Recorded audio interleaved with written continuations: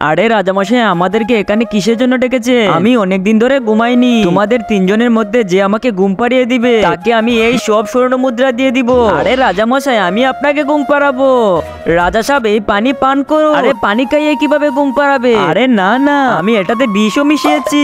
আরে চলো এক্ষুনি এখান থেকে চলে যা, না হলে মেরে ফেলবো। আরে বাদ দিন রাজামশাই, আমি আপনাকে ঘুম পাড়াবো। আরে রাজামশাই, আপনি আমার ঝুলনে বসুন, দেখবেন আপনি ঘুমিয়ে যাবেন।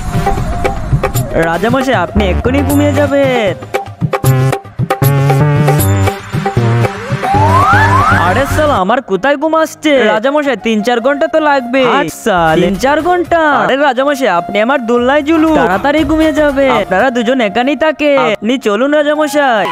আরে ঘুমিয়ে গেছে রাজামশাই আমার ঝুলনে, এখন আমাকে স্বর্ণ দাও। আরে এমন কি ঝুলনে ঝুলিয়ে দিল? রাজামশাই এত তাড়াতাড়ি ঘুমিয়ে গেল। চল ভাই গিয়ে দেখি।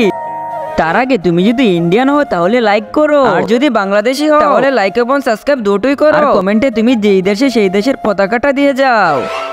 আরে ভাই, রাজা মশাইকে তো সারা জীবনের জন্য ঝুলিয়ে দিয়েছে।